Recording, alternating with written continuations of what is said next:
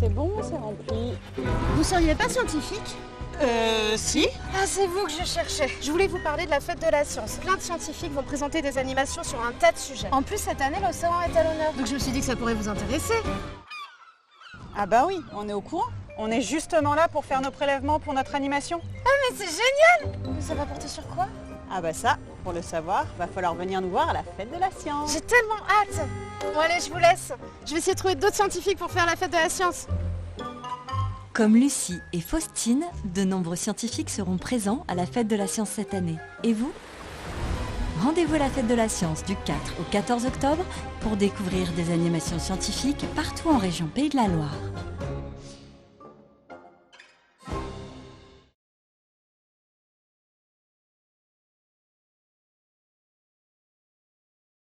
Bonjour à tous et bienvenue dans cette émission spéciale en direct du village des sciences des Sables d'Olonne. Aujourd'hui, nous célébrons la fête de la science en compagnie de 4 intervenants et durant 1h30, nous allons discuter autour de l'archéologie sous-marine. C'est une émission spéciale puisque cette année, la thématique annuelle est Océan de savoir. Donc c'est pour ça que nous allons parler de ça aujourd'hui. Océan de savoir, ça veut dire plein de choses. Ça veut dire la mer, les sciences de la mer, mais ça veut dire aussi les savoirs en général, tous les savoirs qui existent. Et nous avons décidé aujourd'hui de vous le partager. Donc les villages des sciences du Sable d'Olonne. Excusez-moi. Le village des sciences des Sables d'Olonne se situe à l'abbaye Sainte-Croix au Sable d'Olonne et c'est le dernier jour malheureusement. Donc si vous n'avez pas pu y aller, eh bien venez l'année prochaine. Mais vous pourrez toujours retrouver aussi le village des sciences en Vendée à La Roche-sur-Yon qui a lieu dans la semaine qui vient, si je ne dis pas de bêtises. Donc toutes les infos sont sur Écosciences. Tout au long de cette émission, n'hésitez pas à poser des questions à nos intervenants que je vais vous présenter ensuite.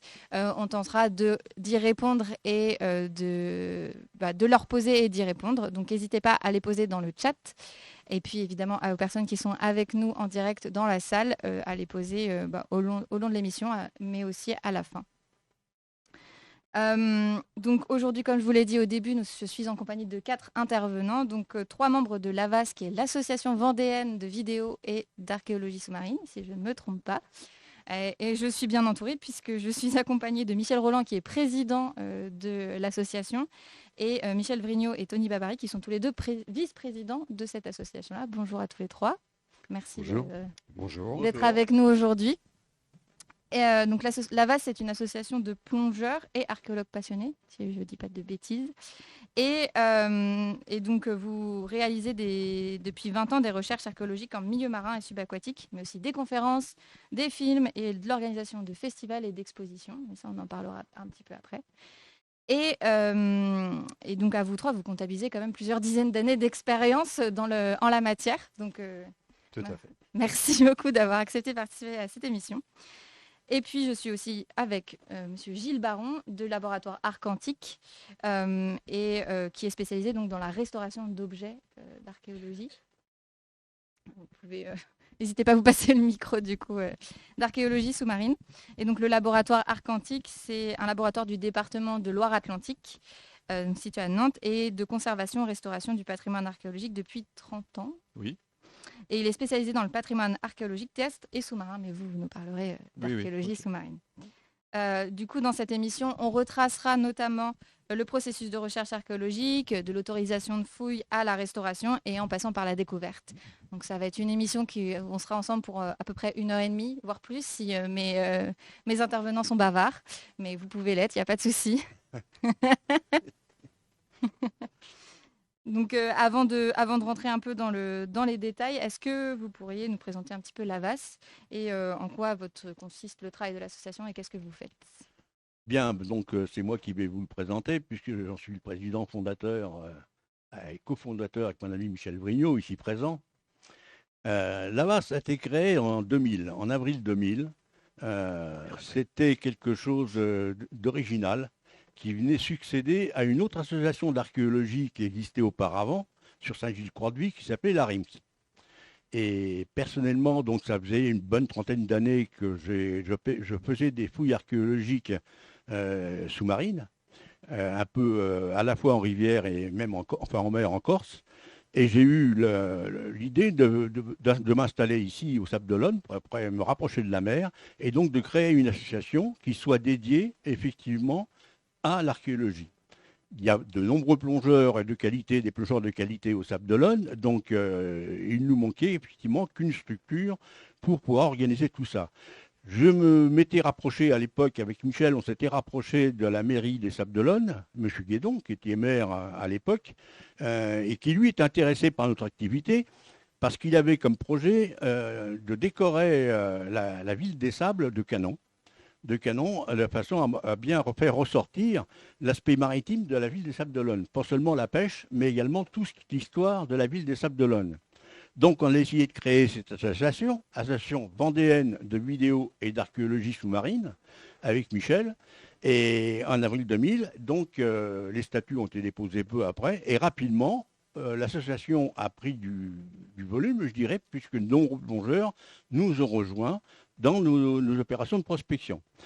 Je dois dire également qu'il existait au sein d'un club de plongée de La Roche-sur-Yon qui s'appelle le CAPS, Club d'archéologie et plongée subaquatique, et il existait son président qui m'a montré ce qu'ils avaient trouvé jusqu'à maintenant, en cherchant sur le plateau autour du phare des Barges. J'ai eu l'occasion de sortir avec lui et il m'a emmené sur ce qu'il avait lui nommé la faille au canon. Et après quelques difficultés dues à l'eau n'était pas très claire, à une mauvaise visibilité, on a fini par retrouver les canons dont il parlait. Il y en avait 8 alignés dans une faille. Donc ça, pour moi, archéologue de formation, ça présentait déjà une belle problématique à résoudre, savoir d'où venaient ces canons, de quel navire ils provenaient, de quelle époque ils pouvaient dater, est-ce que c'était français, est-ce que c'était anglais, est-ce qu'on était en présence d'un délestage, d'un naufrage, d'un échouage. Donc là, il y avait plein de problématiques qui se posaient. Donc là-bas, ça a d'abord été créé autour de cette problématique, autour de tout cela. Et puis, ma foi, depuis, vous voyez, ça fait 25 ans qu'elle existe. Depuis, on a fait de nombreuses prospections, aussi bien en rivière que dans les marais qu'en mer, avec de nombreuses découvertes, de nombreuses trouvailles, qui seraient trop longs à exposer ici, parce qu'il y en a tellement, effectivement, je ne les aurais pas toutes en mémoire. On va en évoquer quelques-unes après, mais du coup, j'imagine que ça fait quand même, vous avez quand même dû découvrir de nombreuses choses. Et du coup, aujourd'hui, vous avez combien de plongeurs dans l'association ? On a toujours fonctionné avec entre 15 et 20 plongeurs, à peu près. Sur certaines opérations, il était nécessaire d'avoir du monde, comme on dit, d'avoir de nombreux plongeurs. Donc effectivement, des fois, on est monté à 20-22 plongeurs. Mais sinon, on n'a jamais dépassé 25 membres au sein de l'association. Parce qu'on a également des chercheurs en archives, on a des cinéastes et des photographes, donc des gens qui ne sont pas forcément plongeurs. Oui, vous avez un peu une grande diversité de profils. Voilà, il nous faut également des dessinateurs, donc on ne peut pas tout faire, je dirais. Non, j'imagine bien que vous ne pouvez pas tout faire. Merci. Et du coup, je me tourne vers vous, Gilles. Est-ce que vous pourriez nous présenter un petit peu le laboratoire Arc Antique et ses missions et qu'est-ce que vous faites ? Le laboratoire Arc Antique est un laboratoire qui a été créé sous forme associative en 89, donc à l'initiative du ministère de la Culture et du département de Loire-Atlantique. On a aménagé dans des locaux neufs en 1992, à côté du site universitaire de Nantes. Et les nouveaux locaux, en fin de compte, avaient avaient un laboratoire dédié à tout ce qui était archéologie sous-marine, et notamment l'accueil des grosses pièces, telles que les ancres, les canons qui font plusieurs tonnes. Donc il fallait pour ça des grandes cuves, des moyens de levage, etc. etc. Et donc, nous sommes les seuls en France à pouvoir accueillir ce type de pièces et à restaurer, je dirais, ce type de matériel archéologique de grande dimension. Voilà. Autrement, les missions du laboratoire Arc Antique, c'est bien sûr les traitements de conservation-restauration. Donc, tous les matériaux, donc l'organique. L'organique, c'est tout ce qui vient du vivant. Le bois, le cuir, l'ivoire, le chanvre, le verre, la céramique, le métal, avec une grosse partie, je dirais, le secteur le plus important en nombre de restaurateurs au laboratoire, c'est tout ce qui est métal terrestre et une partie sous-marine. Voilà. On fait aussi de la recherche. On a 2 chercheurs dans l'équipe. Donc la recherche consiste à améliorer et inventer, des méthodes de traitement pour le matériel archéologique. et aussi, je dirais, étudier les objets, savoir comment ils sont fabriqués, de quoi ils sont composés, etc., etc. Et pour mener à bien cette mission-là, on a une convention avec la faculté des sciences de Nantes afin de profiter de tout ce qui est appareillage lourd d'analyse, tel que le microscope électronique, etc., etc. Voilà. Donc on a aussi une mission de formation par l'accueil d'étudiants, par l'accueil de collègues étrangers, de collègues même nationaux. Voilà. Et donc, Et nous sommes 14 à travailler. oui, Voilà. il y a cette question-là. Et Voilà. il existe d'autres laboratoires comme ça en France Il existe un gros laboratoire qui est spécialisé uniquement dans l'organique à Grenoble. Et un autre laboratoire aussi qui s'est monté à Arles. Voilà.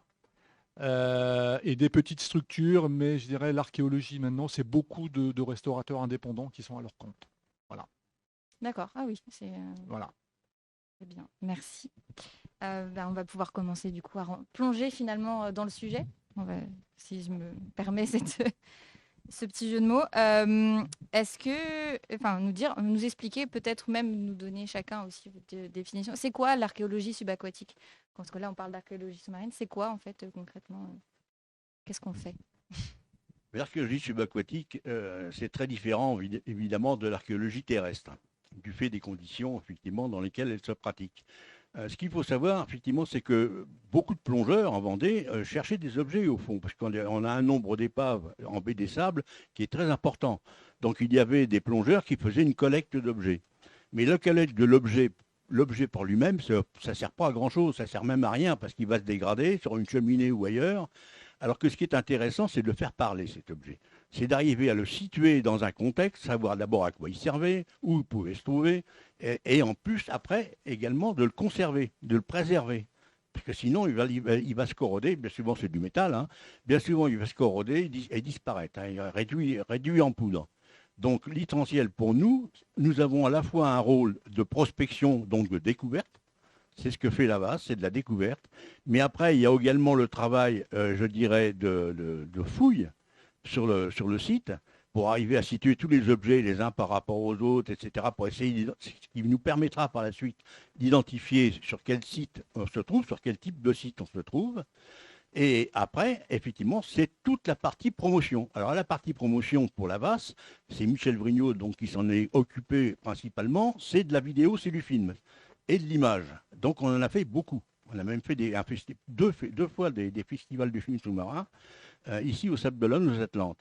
Mais après cette promotion effectivement du mobilier, le mobilier part en restauration donc à Arcantique à Nantes, pour qu'on puisse ensuite le préserver en muséographie. Et tout ce qu'on sort de l'eau, bien entendu, ne nous appartient pas. Ça reste la propriété de l'État et du ministère effectivement des Affaires culturelles. C'est pour cela qu'on passe obligatoirement par un laboratoire reconnu et ensuite les objets sont dédiés, sont affectés à un musée, en muséographie. Donc nous, notre rôle, c'est ça, c'est la découverte, la recherche, la promotion, la fouille et après, effectivement, la mise en valeur de l'objet pour le plus grand public. Oui, l'AVAS, dans son appellation, il y a vidéo. Et c'est tout de suite qu'on a compris, je n'étais pas le seul, que pour faire partager nos découvertes, il fallait des images. Donc il faut des gens qui fassent des photos ou qui fassent des images vidéo. Alors à l'époque, la GoPro n'existait pas. On a même fait appel à des producteurs de Nantes ou d'ailleurs pour faire des images. Mais ces images sont utiles, ne serait-ce que pour expliquer ou même pour réétudier le site, parce qu'on découvre après des détails qu'on n'avait pas forcément vus avec le masque dans l'eau. Donc c'est pour ça que l'apport de l'image est intéressant au niveau intérieur de l'association, mais également pour le public, et également pour faire connaître, et c'est ce qui nous a permis, notamment le film Le Medstone, je m'excuse, je fais un flashback sur Noirmoutier, où ça a été le premier site d'archéologie avec le Medstone, et pour corroborer tes dires, les canons qui ont été relevés n'ont pas été traités, ils partent tous en frites, hein, c'est ça ce qu'on dit, et c'est dommage. Ouais. Et là, on avait fait un film qui a fait une promotion d'ailleurs, pour le Medstone. Et après, d'où l'intérêt de l'image, c'était un petit peu, j'étais un peu un vétéran de l'image sous-marine à l'époque. On faisait avec du Super 8, avec des vieux caissons, avec des casseroles qu'on improvisait. Comme les films n'étaient pas longs, je fais un petit détail, ça faisait 2 minutes 45 ou 3 minutes 15. imaginez dans l'eau pour filmer sur un reportage, c'était dur. Alors on mettait 2 caméras, ça faisait 6 minutes, etc. Donc ça a été du bricolage toute notre jeunesse. Alors maintenant, évidemment, tout le monde a des GoPros, on a des gros moyens pour prendre des images sous-marines, mais l'intérêt de l'image est toujours là.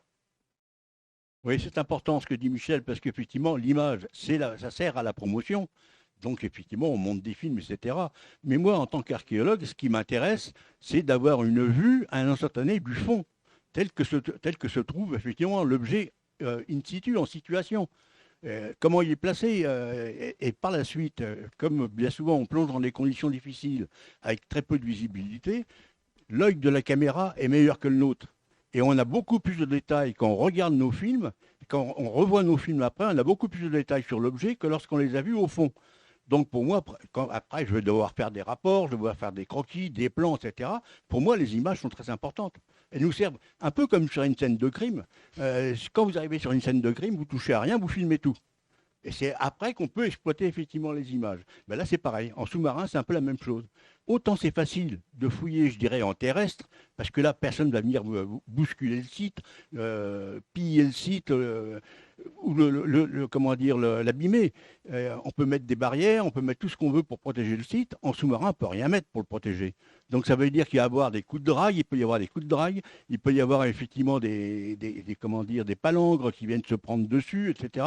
La mer, ne serait-ce que la mer, qui nous bouge, qui nous change le site, l'aspect du site d'une marée sur l'autre, d'un jour sur l'autre, bien souvent. Ce qui fait qu'il y a des choses qu'on a vues, qu'heureusement, maintenant, on a le réflexe de filmer, de photographier systématiquement, mais des choses qui disparaissent parce qu'elles sont réensablées, tout simplement. Donc, dans ce que vous dites, c'est même qu'en fait, vous avez découvert à un instant T ces éléments, ces objets, mais en fait, peut-être qu'il y a plein d'objets qui ont déjà disparu et qui seront juste, on les retrouvera jamais, en fait. Tout à fait, et ils ont disparu ou ils sont dissimulés. On peut espérer les retrouver parce qu'ils sont peut-être sous 1 mètre ou 2 mètres de sable. Il faut voir ce que la mer remue comme roche. Même des roches de plusieurs tonnes, elle arrive à les bouger, hein, pour faire des illusions, à les rouler. Hein. Oui, donc j'imagine que ça doit... Ah oui, donc c'est très très brassé. Ici, sur cette côte, la houle de l'Atlantique arrive sans aucun barrage. Rien ne la freine. Quand on est sur le Noirmoutier, moi j'ai plongé en Bretagne aussi, en Bretagne on trouve des endroits abrités. Pas ici. La rade est ouverte effectivement à cette houle qui nous vient du nord-ouest, qui est d'une extrême violence, et puis d'une extrême violence. Donc on n'est pas protégé. Et nous, on a du mal quand on veut faire un cargoyage au fond, pour pouvoir essayer de localiser les vestiges qu'on trouve, c'est impossible. C'est impossible, parce que soit il y a un pêcheur qui vient se prendre dedans avec sa palangre, ou avec sa traîne, et qui nous arrache tout. Donc, Déjà, pour marquer le site, c'est compliqué. On l'a fait avec plusieurs moyens, avec des petites boules, des grands drapeaux et tout, et on se fait enlever évidemment les marques. C'est pourtant important, on gagne un temps fou quand on arrive sur un site de plongée, quand il est marqué. Sinon, on a les amers, on a les GPS, maintenant on a tout, mais quand même, on passe du temps, alors que c'est du temps précieux gagné, puisque dans l'eau, le temps est très précieux, d'où l'intérêt des images qui fichent dans le temps et qui gardent, j'allais dire pas pour l'éternité, mais presque, un site qu'on retrouvera peut-être jamais. D'où l'intérêt des images. Je reviens à préserver le site et on avait trouvé la solution qui vous a fait rire, mes chers amis, c'est que moi je mettais des filières. Alors, parce que les carroyages, on a essayé d'en mettre, tu le sais, c'est un bazar innommable. Donc, on mettait des filières. Les filières, c'est bien, on les retrouve d'une année sur l'autre. Des fois, elles sont coupées, mais si on trouve la filière qu'on tire et qu'elle tient, on n'est pas loin du site où on trouve autre chose. D'accord. il suffit de la suivre après. Et c'est aussi la raison pour laquelle, en dehors de l'aspect promotion, il y a tout un travail de pédagogie que nous menons donc, au niveau de la VAS et aussi au niveau de la section archéologique d'un club de plongée que je représente, le CAPS, pour éduquer les plongeurs de manière à ce que lorsqu'ils font une découverte fortuite, qu'ils aient le réflexe non pas de remonter l'objet, mais de le signaler. Et notamment, donc là aussi on a développé quelques techniques de balisage, à savoir toujours avoir avec soi un flotteur lesté, de manière à ce que lorsque l'on plonge, qu'on a découvert un objet, pouvoir le baliser, revenir en surface, soit prendre ce qu'on appelle des repères visuels des amers, voir si on est en bateau, prendre des points GPS de manière à pouvoir nous le signaler par la suite, puisque on parlait, j'ai été le cas dans les années 80-85, avant de faire de la plongée archéologique, j'étais plongeur lambda. Effectivement, une fois j'ai trouvé un boulet de canon sur un au fond, je l'ai récupéré et effectivement je l'ai ressorti de son contexte archéologique. Alors que si j'avais eu le réflexe de le baliser, voire de le filmer, même si à l'époque on n'avait pas les appareils photo, c'était rare encore d'en avoir. Mais voilà, si j'avais eu cette démarche et ce réflexe de balisage, ben, ça aurait probablement permis des investigations ultérieures et pouvoir transmettre les informations à qui de droit. Pour compléter ton information, Tony, j'ai une petite anecdote. Tu avais découvert la première caronade, tu as découvert la seconde le lendemain. D'abord, on n'y a pas cru, on dit que ça doit être un replay qui nous fait de la veille. Et puis, quand on a fortuitement, l'un d'entre nous a découvert la troisième caronade, qui est beaucoup plus intéressante, je ne donnerai pas son nom, il n'avait pas de bouée marqueuse. Et il est revenu en surface, il dit j'ai trouvé quelque chose, mais il n'avait pas la bouée marqueuse. Et on a passé un temps fou à la retrouver, elle n'était pas très loin. Mais pour dire que tout est important dans la préparation d'une plongée, il faut que le plongeur soit équipé, qu'il ait la mentalité archéologue de marquer, de noter, il a une tablette, etc. Très important. C'est la raison pour laquelle on a commencé à engager un mini-cycle de conférences pour présenter les épaves de la baie des Sables.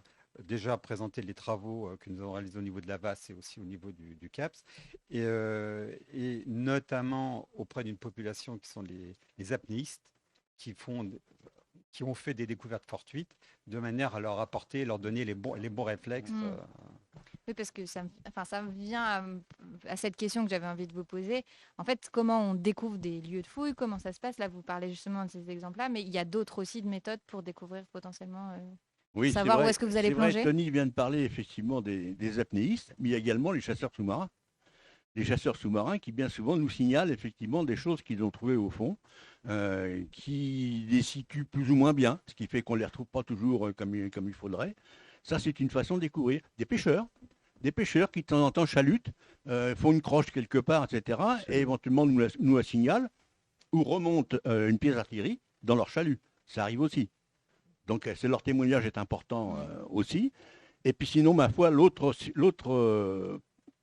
façon de rechercher, effectivement, c'est les archives. À partir du moment où on archive, on a, je pense entre autres aux mémoires de Collinet, au cahier de Collinet des Sables d'Olonne, qui a écrit sa vie pendant pratiquement presque un siècle d'histoire, au jour le jour. Donc où il note tout, les fromages, les recettes de cuisine, tout ce qu'on veut. Mais il note tout. Et c'est vrai que c'est très intéressant, parce qu'on trouve effectivement des naufrages qui n'ont laissé pratiquement aucune trace. Il y a des naufrages qui ont eu lieu devant les Sables d'Olonne qu'on ne connaît que par les corps qui sont arrivés, que par les cadavres qui sont arrivés à la côte. On n'en a pas d'autres mentions, on ne sait pas qui c'est, on ne sait pas quel type de navire, ni quoi que ce soit. Bien souvent, les cadavres arrivent, la mer les a déshabillés, donc ils arrivent plus ou moins nus, donc on ne peut pas les identifier la plupart du temps. Et ça fait partie d'une mention. Donc ça nous permet, ce sont des pistes pour rechercher dans les archives. Ouais. Cette faille au canon, cette faille aux 8 canons, on l'a identifié comme ça, comme étant effectivement le navire marchand, un gros navire marchand de 500 tonneaux de port qui s'appelait la Placelière, et on le retrouve dans les mémoires de Collinet. Alors là, c'est quand même beaucoup plus détaillé parce qu'il y en a 4 pages dans les mémoires de Collinet de description de ce naufrage. Oui, il y a la découverte fortuite par un chasseur en sous-marin, etc. Ça a été le cas de l'encre de la Tranche, puisque c'est Sclapès qui l'a découvert en chasse, en apnée, il était sur un fond de 7 mètres, chose comme ça. Et il y a la découverte fortuite, puis il y a là, à partir des archives, où on sait qu'il y a une épave qui a été répertoriée, et il faut la trouver. Donc c'est deux démarches différentes, mais elles se complètent. Et donc du coup, depuis... Quand vous allez, alors on en a parlé un peu en amont de ça aussi. Là, vous parlez beaucoup de la mer, mais vous intervenez aussi sur d'autres environnements subaquatiques. Ah oui. Notamment les rivières. On avait parlé de la Loire ou encore les marais. Oui. Nous avons commencé sur la vie. C'était déjà une bonne augure. Oui, pour la vie. La vie à Apremont. La vie à Apremont. La vie à Apremont. C'était déjà qu'il fallait commencer quelque part. Au pied du château, féodal d'Apremont. Et on avait un emplacement de gué. Il y a le pont actuel. Mais un peu en aval, on avait un gué qui s'appelle le gué du péage. Et généralement, sur un gué, comme ça peut être très antique, ça peut être très ancien, ça peut être antique, hein, à la limite, on trouve beaucoup de choses. Donc on avait commencé à plonger dans cette rivière, dans la vie. Un peu pollué malgré tout, donc on avait quand même quelques problèmes de pollution. Il fallait respecter certaines consignes pour ne pas attraper la billardose ou des cochonneries comme ça. Mais on n'a pas trouvé grand-chose sur ce site de la vie. Il faut dire qu'on n'a pas creusé non plus. On n'a pas habituellement, quand on est sur un site de rivière, il y a beaucoup de sable qui s'est mis par-dessus et il faut pouvoir travailler à l'aspirateur de sédiments pour pouvoir enlever des fois 1 mètre, 2 mètres de sable. Donc creuser une fouille importante. Là, on ne l'a pas fait sur la vie. Parce qu'à mon avis, c'était déjà délicat, mais à mon avis, on aurait pu trouver quelque chose. Et ensuite, et sur la Loire. Alors sur la Loire, là, on l'a fait un peu à l'instigation du SRA, parce qu'il y avait des historiens qui recherchaient donc le fameux canon des guerres de Vendée, la Marie-Jeanne. Et ils pensaient l'avoir localisé au pendule et à la baguette sur un des bras de la Loire, à Saint-Florent-le-Vieil, sur un des côtés de l'île Batailleuse. Donc au départ, on est parti effectivement comme ça, toute une équipe. Alors là, c'était une opération lourde qu'il a fallu monter parce qu'on est resté pratiquement 3 semaines au mois d'août la première année sur le site, déjà pour prendre un peu je dirais, la température du site, voir un peu où on était, se renseigner en histoire. Donc on a vu qu'il n'y avait pas que la guerre de Vendée sur ce site, il y avait aussi les Vikings qui avaient occupé l'île Batailleuse, d'où les noms, la toponymie était parlante, puisqu'on avait la roche aux Normands en amont de l'île, à la pointe amont de l'île, on avait la boire aux esclaves un peu en dessous. Il y avait quand même beaucoup de traces toponymiques, effectivement, d'une occupation normande. Alors là, c'est là où on se penche avant l'opération, avant même d'y aller, on se penche dans les archives, dans les bouquins, dans tout ce qu'on peut trouver, et on se rend compte que cette base, c'était une base, cette grande île, c'était plus qu'une île, c'est un chapelet d'îles, servait de base arrière aux Vikings, entre autres d'Hastings, un des plus sanguinaires de tous les Normands, qui à partir de là, donc il était passé par Nantes, où il y avait d'autres Normands qui occupaient Nantes, il avait remonté la Loire, poussé par les vents de mer, c'était pratique pour eux, hein, en dracard, poussé par le vent, ils sont montés jusqu'à l'île Batailleuse, où ils se sont installés, ils sont restés pratiquement 1 siècle d'occupation. Et ils étaient des fois 4 à 5 000 sur cette île, avec femmes et enfants. Ils occupaient vraiment le territoire. Et c'est à partir de là qu'Hastings, effectivement, s'est lancé à la conquête d'Angers, de Tours. Il a ravagé quand même pas mal de régions, puisqu'après, il est remonté jusque vers la Seine, etc. Donc, c'était intéressant de voir déjà. Là, on fait des recherches historiques. Et après, on s'est mis à l'eau. Alors là, on s'est mis à l'eau à l'île Batailleuse. Pas facile. Pas facile. On avait un courant de Loire. En plus, on travaillait dans... l'île Batailleuse est au milieu du lit de la Loire, mais un côté du lit de la Loire a été fermé par un barrage, ce qui fait que toute la puissance du fleuve passe dans un seul bras. Et c'est dans ce bras-là qu'on devait plonger. Donc, ce qui fait qu'on avait effectivement des courants à 5 nœuds, on ne pouvait même pas ancrer nos zodiacs, nos ancres ne tenaient pas. Et quand on plongeait, on était emporté par le courant comme un fétu de paille. Hein. Donc très, très difficile pour plonger. Mais je le dis, c'est comme ça qu'on prend la température d'un site. On a vu tout de suite les difficultés auxquelles on a été confronté. On a travaillé 5 ou 6 ans sur ce site.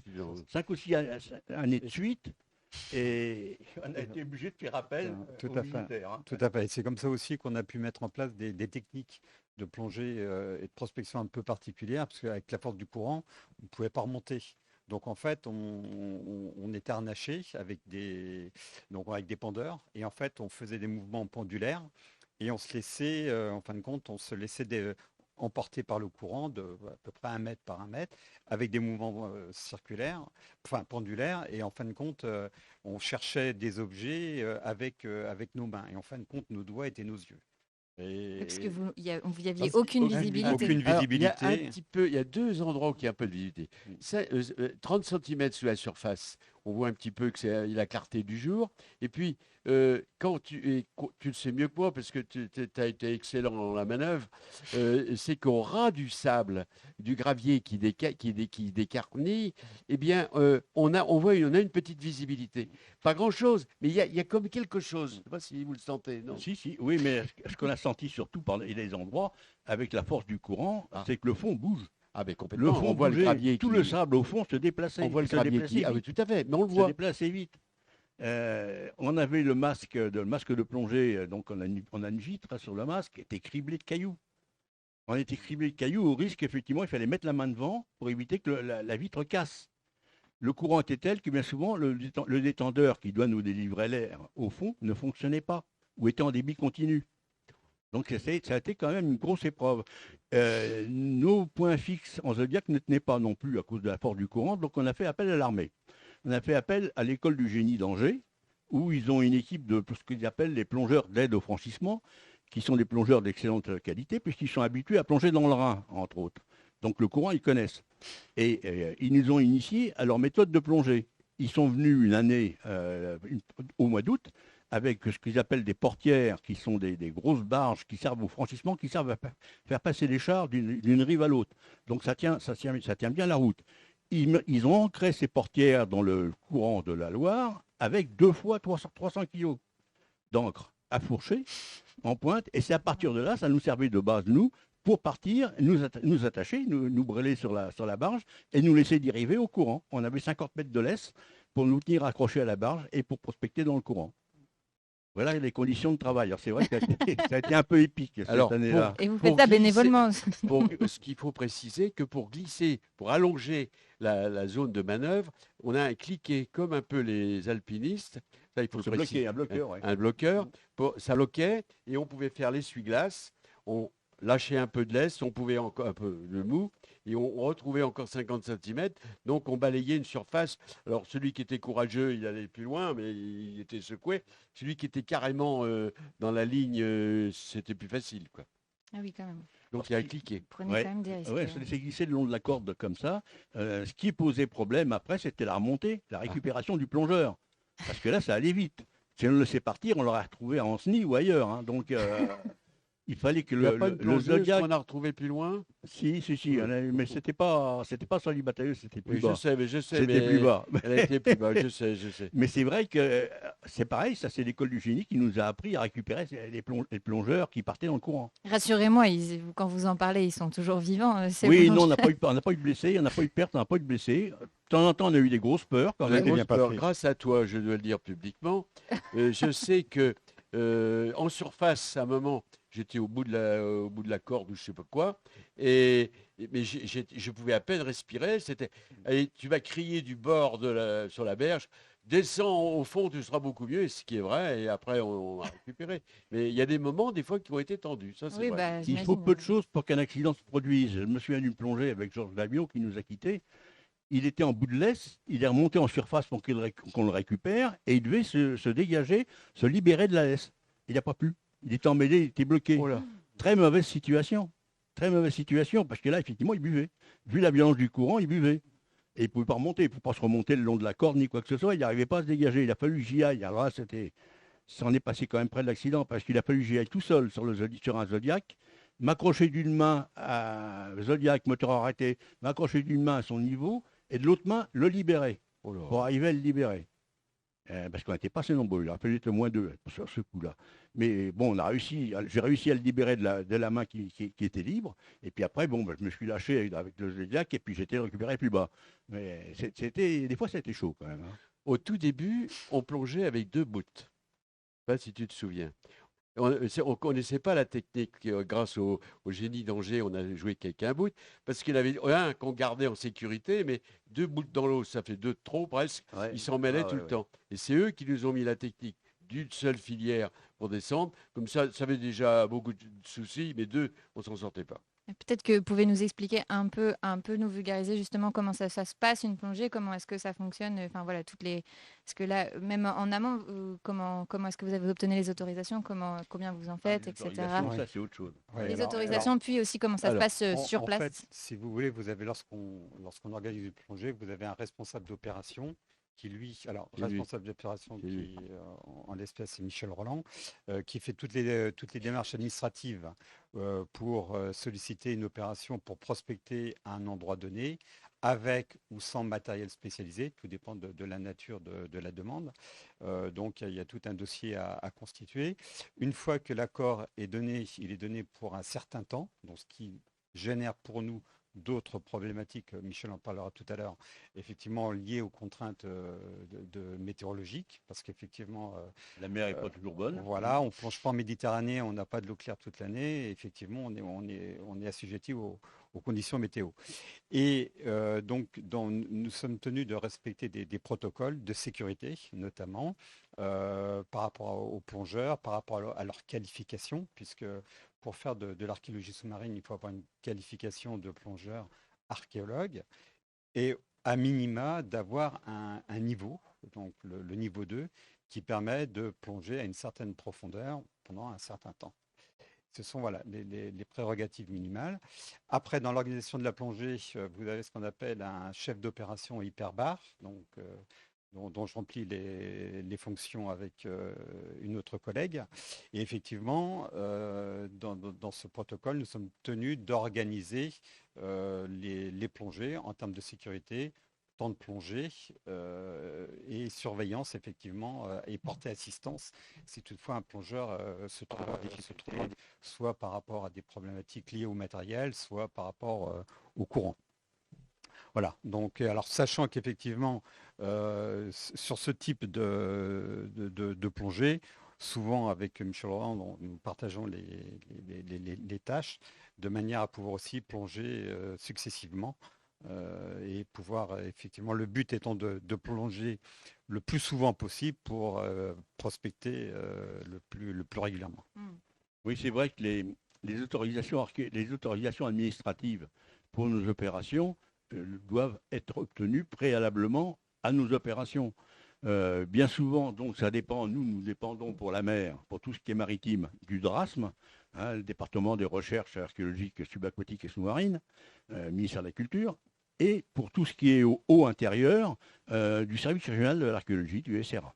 Donc je monte des dossiers effectivement là-dessus. Nous sommes considérés, bien qu'étant bénévoles et amateurs, nous sommes considérés comme des professionnels.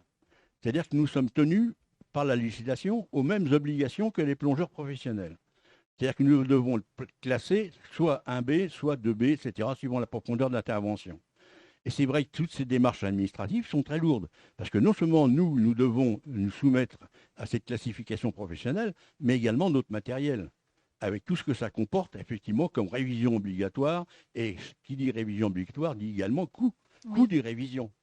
Donc c'est vrai que cette situation de plongeur professionnel, entre parenthèses, entre guillemets, mais c'est vrai que cette situation de plongeur professionnel est délicate à gérer, parce que c'est à la fois financier, c'est à la fois humain, c'est quand même très difficile. Et on ne peut pas le faire tant qu'on n'a pas, on ne peut pas travailler tant qu'on n'a pas ces autorisations.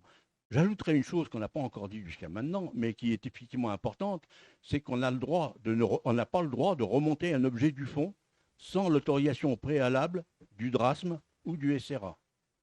Donc il nous faut, alors généralement c'est une autorisation qui peut être obtenue par téléphone assez rapidement, mais pour nous effectivement il est impossible de remonter un objet du fond. On peut le documenter au fond, on peut le baliser au fond, le photographier, le filmer, mais pour le remonter, il nous faut absolument l'autorisation du DRASM.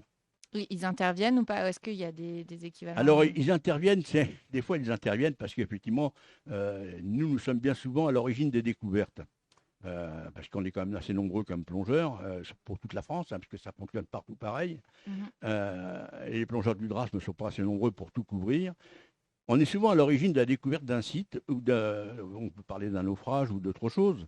Donc on envoie un premier rapport, une pré-expertise, je dirais une pré-expertise du site qu'on a pu faire avec des plans, des photos, des dessins bien documentés. On envoie tout ça au DRASM. Et après on demande une autorisation. Une autorisation de fouille ou de poursuite de prospection. Alors c'est vrai que le DRASM, eux, ils font un tri, parce que suivant l'époque de ce qu'on a trouvé et également l'intérêt de ce qu'on a trouvé, ils peuvent très bien décider qu'ils ne nous autoriseront pas à poursuivre nos investigations sur le site, mais c'est eux qui vont prendre la relève.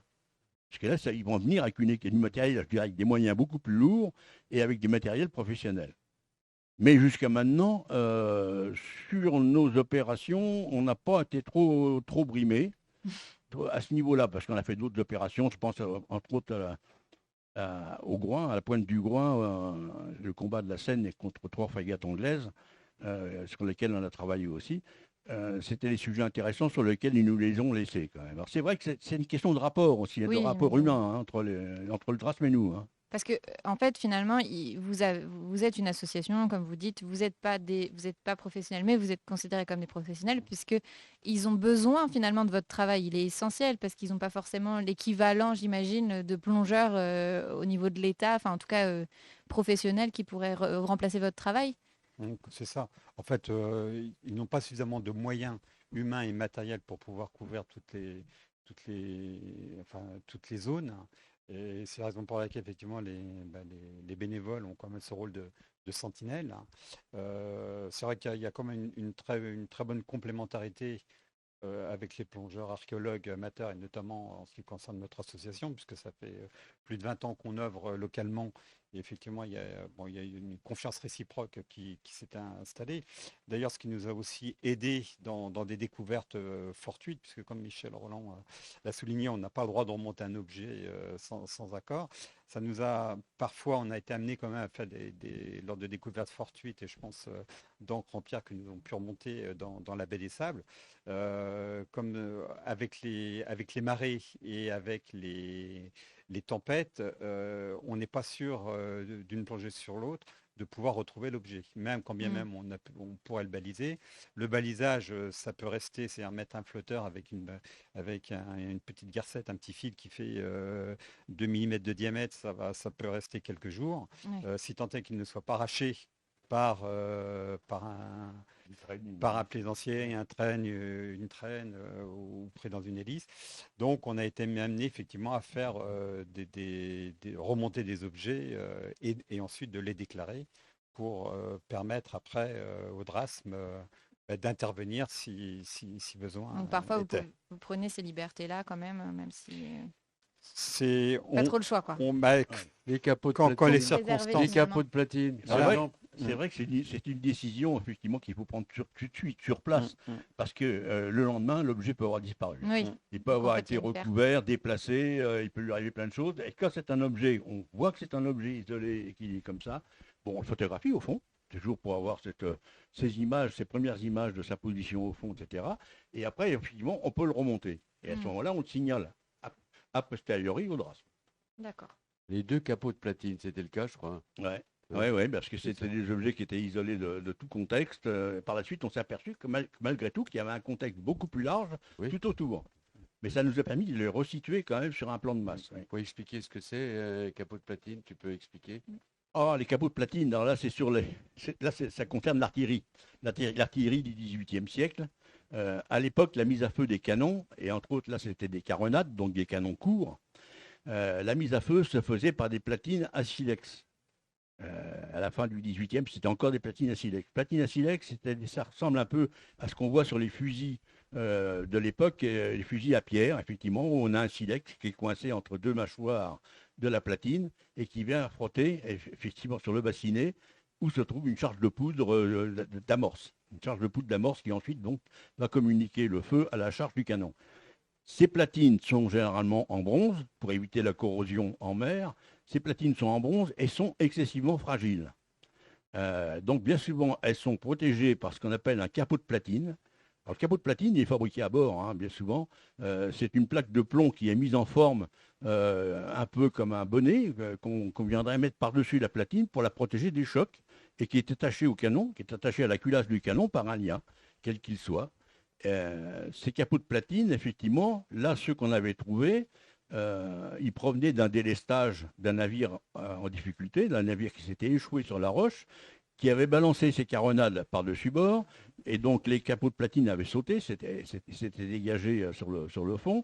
Elle avait également balancé ses boulets, toutes ses réserves de boulets, et ces capots de platine nous ont bien servi parce qu'ils étaient marqués de la marque de l'amirauté britannique, ce qu'on appelle la Broad Arrow, qui se présente un peu comme une flèche, une pointe de flèche, hein, donc à 3 branches. Et ils étaient marqués de cette Broad Arrow. Donc là, on sait qu'on était sur un navire déjà. C'est pas forcément un corsaire, mais ce serait quand même ça peut être un navire de l'amirauté britannique. D'ailleurs, ça t'a suscité un enthousiasme fou, puisque le soir même, tu téléphones, tu dis, écoutez, c'est top incroyable, il y en a même 2 Broad Arrow sur un seul capot de platine. C'est vrai, il y en a 2. Alors c'est vrai qu'ils étaient marqués, c'était marqué au ciseau à froid. Donc la Broad Arrow n'est pas difficile à faire au ciseau à froid avec un maillet. Hein. Donc un ciseau à froid, un maillet, on fait facilement ces 3 traits. Hein. Non, mais c'était intéressant. Ce petit détail confirmait un peu la propriété avec les caronades, puisqu'elles dataient les premières caronades de mémoire, c'est de 1779. Et notre épave qui était à côté avec nos canons, il est coulé en 1747. Donc manifestement, l'artillerie ne convenait pas avec... Parce que nous, on était bêtes au début. Le bateau avait 16 canons, soi-disant. Bon, selon Collinet, des fois 20, etc. Ouais, non, ça, Alors on c'est- avait trouvé 8, on était contents comme tout. Et puis on va chercher les 8 autres. Et puis effectivement, on s'est écarté. Ah, un canon, un deuxième canon, mais c'était plus court quand même cela, un c'était des troisième caronades, canon. ouais. Et on calculait, ben oui, c'était complètement idiot, c'était des caronades, ils sont beaucoup plus postérieurs. Et puis il y avait la Brodaro, etc. Tout confirmait que c'était une autre épave ou un délestage qui était à proximité de la faille au canon. Donc c'est un peu étonnant. Deux épaves, pour ainsi dire, l'une Oui, à côté les de deux l'autre. sites se chevauchaient. Deux sites, à un leur peu extrémité. chevauchés à quelque chose près. Ben, Ouais. Il y a peut-être Gilles des est venu, raisons, Ah, il ouais. connaît un peu le site, Alors, ça brosse Ça partout, peut arriver. il y a ça des peut- algues partout. Ça peut arriver oui. effectivement qu'un site, même un naufrage moderne, vienne se superposer à un site beaucoup plus ancien du 18e. Ça arrive aussi. Mais Tony est mieux placé pour moi de le dire. À la Natière à Saint-Malo, il y a deux. On dit comme il y a deux Oui, il y avait Natières. Mais enfin, c'est pas deux Natières. deux épaves, enfin deux Deux navires épaves, qui l'une ont, sur qui ont l'autre. qui ont naufragé à des époques différentes. Oui. Voilà, c'est ça. C'est le propre de nos récifs, c'est qu'ils sont tellement dangereux, et ben, qu'au fil des siècles, les bateaux viennent se naufrager dessus. Donc les épaves sont les unes des fois par-dessus les autres, et on trouve des vestiges mélangés de différentes époques. Et comment vous arrivez en fait à les différencier? Comment vous Ah bah faites pour ça, c'est le gros problème, effectivement, de différencier tout ça. C'est pour ça qu'on a besoin d'avoir des photos précises, des vidéos précises, pour essayer d'identifier l'époque, d'identifier la date. Alors ça, c'est un peu, je dirais, ça c'est dans les bouquins, on va trouver tout ça dans les bouquins, sur les différentes façons où l'artillerie était fondue à l'époque, sur le calibre des boulets, sur les marques des canons, quand on peut trouver des marques, puisqu'après ça c'est Arcantique qui intervient, qui, en nous dégangant les canons, nous trouve des marques et des dates, des fois, ou des calibres. Donc c'est intéressant d'avoir effectivement toutes ces marques sur les pièces d'artillerie, mais c'est vrai que c'est des opérations qui sont longues. Alors l'avantage qu'on a, je reviendrai là-dessus, par rapport aux fonctionnaires plongeurs du DRASM, c'est que pour nous, le temps ne compte pas. Quand on travaille sur un sujet, on prend un sujet, je pense à la Placelière, qui avait été commencé en 1989 par le CAPS, et qu'on a tenu jusqu'en 2005. Ah oui. Donc, vous voyez, on ne travaille pas en hiver, évidemment, parce que la mer n'est pas praticable. Et en été, elle est praticable généralement, rarement plus d'un mois. Hein. C'est D'ailleurs, le les maximum. autorisations du DRASM, on les attendait pour les caronades, ils sont arrivés au mois de novembre. Exactement. Alors Donc, c'était l'époque c'était très fini. intéressante où il y avait de la houle, ce qui fait qu'on a loupé le deuxième levage. Tu y étais peut-être, Gilles, le deuxième levage, parce que c'était infernal dans l'eau. Bon, on est revenu essoufflé, plus d'air, plus rien. Non, c'était etc. même dangereux. Ouais. Et on l'a laissé. Remarque que c'est aussi bien, il y en a au moins une à s'occuper. Voilà, on en reparlera. Ah bah, vous pouvez en Non, puis parler. Hein. c'est également aussi confronter nos points de vue. Je prends d'exemple une épave que nous recherchons depuis, que nous connaissions depuis des années à Pyrrhus, donc qui est une tête de roche près de la côte, voilà, c'est ça, où effectivement on était persuadé, on avait des points de vue différents sur la nature de l'épave, parce qu'en fait il y a deux bateaux on naufragé à cet endroit-là, le Bedlington, hein, donc qui est un vapeur anglais qui a coulé à la fin du 19e siècle, et le Bettelinge, qui est également un vapeur anglais qui a coulé en 1944 de mémoire.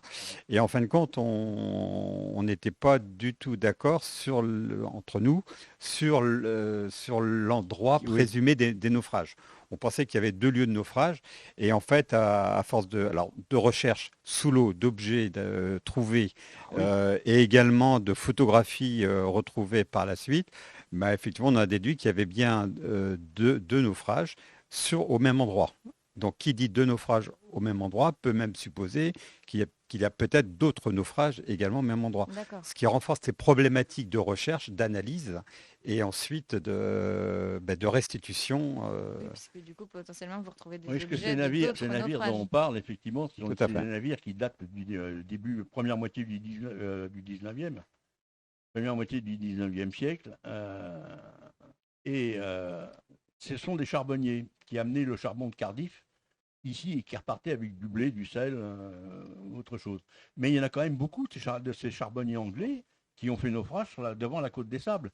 Parce que quand on voit la baie des Sables, on dit « Oh, elle est belle, la baie des Sables, elle est calme, etc. » Le nombre de naufrages, le nombre d'épaves qu'il y a en baie des Sables et à proximité autour, on n'a pas fini d'en découvrir. On en trouve toujours. On en trouve à la fois dans les archives, mais on en trouve aussi au fond. De temps en temps, effectivement, autour d'un site qu'on prospecte, on va trouver autre chose. On va trouver une autre épave, plus moderne, qui n'a rien à voir avec ce qu'on cherche. Et les approches du port des Sables, entre autres toutes les roches qui sont vers le nord, là-bas les barges, les écarquillés, la petite barge, le gros ringue, toutes ces roches-là sont excessivement dangereuses. Et avant qu'il y ait la construction du phare des barges, elles n'étaient pas signalées à la navigation. Et le nombre effectivement de bateaux qui se sont crachés là-dessus, sont quand même nombreux.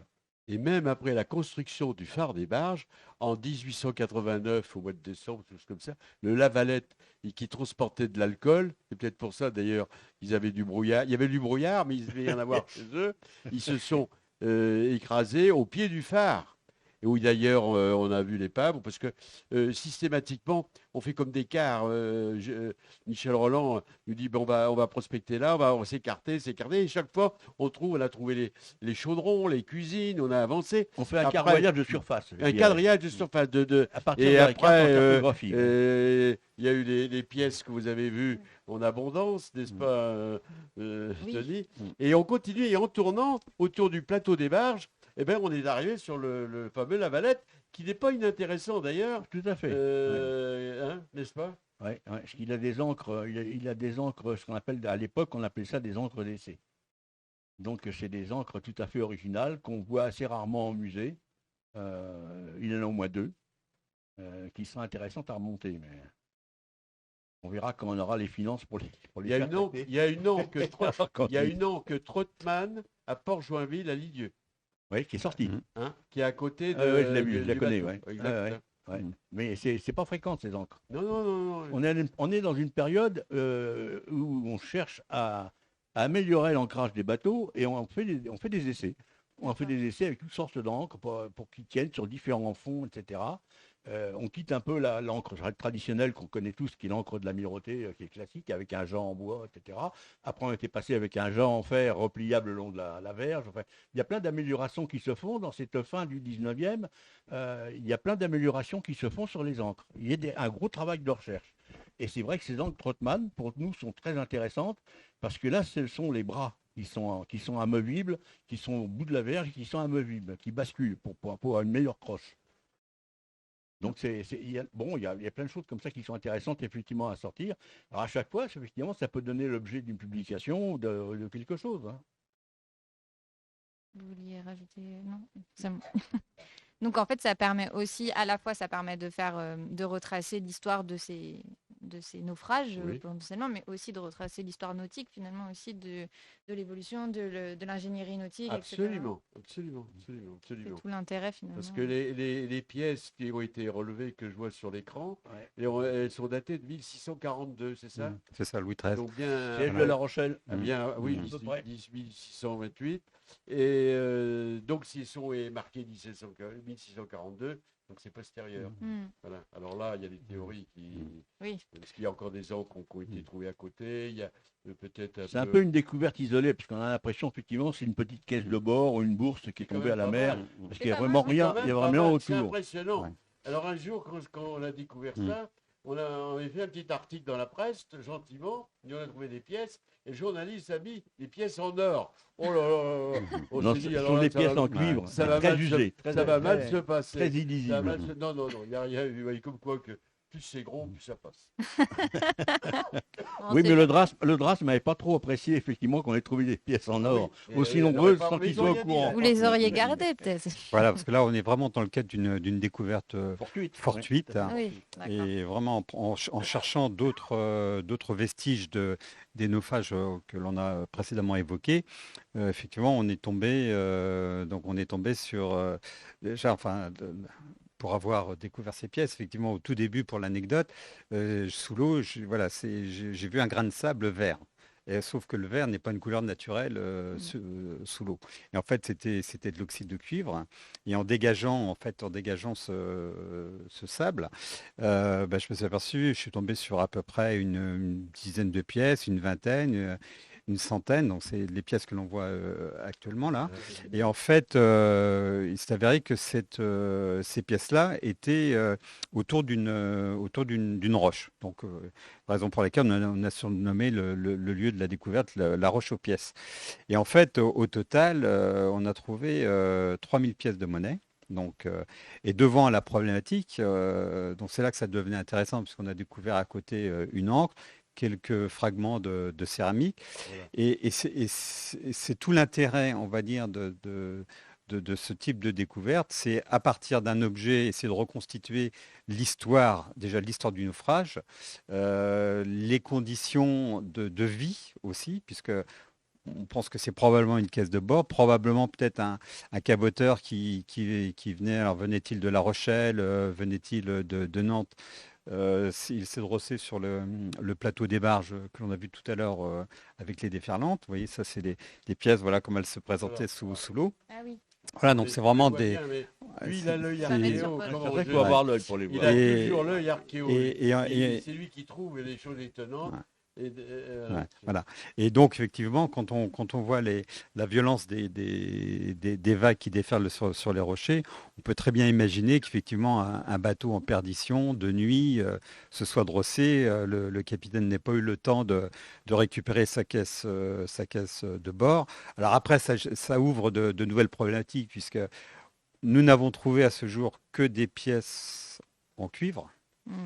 Y a-t-il des pièces en argent? Y a-t-il des pièces en or? Ça, c'est toute la question posée aujourd'hui. C'est que quand il y a eu le combat de la Seine, il y a eu à bord Angenard le corsaire. Oui, à la pointe du Gouin. À la pointe du Gouin. Et comme nous avons fait plusieurs campagnes au Gouin, là où la fameuse ancre qui a été traitée Arcantique, on dit on va peut-être trouver la cagnotte du commandant capitaine Bigot, ou alors d'Angenard avec ses bijoux, parce que c'est vrai qu'il est parti avec tous ses... Quand ils ont été attaqués, il s'est mis à l'eau, il a nagé, il avait mis un foulard, un foulard de madras, il a mis ses bijoux dedans pour les protéger. On s'est dit certainement qu'on va retrouver quelque chose. Et un jour, on a cru qu'on l'avait trouvé, mais ça, c'est une histoire. Et effectivement, voilà, c'était le côté chasse au trésor. On a cru qu'on avait retrouvé la caisse, le coffre du navire, alors qu'en fait, il s'agissait d'une grosse concrétion.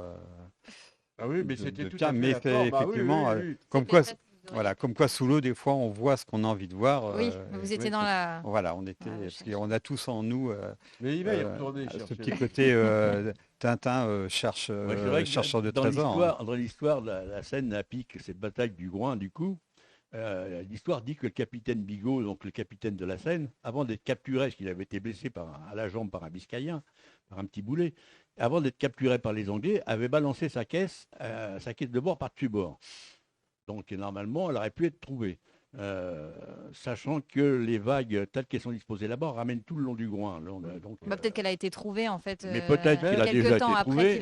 C'est le problème. Il y a beaucoup de choses à dire sur cette zone. C'est une zone qui a été piratée pendant bien avant qu'on intervienne. Absolument. Qui avait été piratée longtemps. Oui, par des gens, notamment pour les canons, mais aussi pour beaucoup d'autres choses. Était intervenu. Et puis il y avait des gens de l'île de Ré, de la flotte en Ré, dès les jours suivant la bataille, qui avaient installé un équipement avec du cuir, et ils allaient pour récupérer... Genre cloche à plongeur, un petit peu, pour aller récupérer ce qu'ils pouvaient, parce que c'était pas profond. Non. On était entre 5 et 7 mètres. Pas profond, mais... Oui, mais bon, déjà, il faut y aller. Oui, c'est pareil, la mer n'est pas toujours facile de ce côté-là non plus.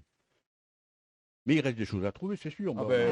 Pour nous, c'est un peu loin. Ça fait quand même 2 heures de navigation aller, 2 heures de navigation retour. Quand on a fait la dernière prospection, ça sonnait partout. Bah oui. Mais par contre, il faut s'arrêter, il faut gratter. Sur un site de combat, il y avait énormément de boulets, de débris de ferraille, de clous, de doublage, de tout ce qu'on veut. Ouais.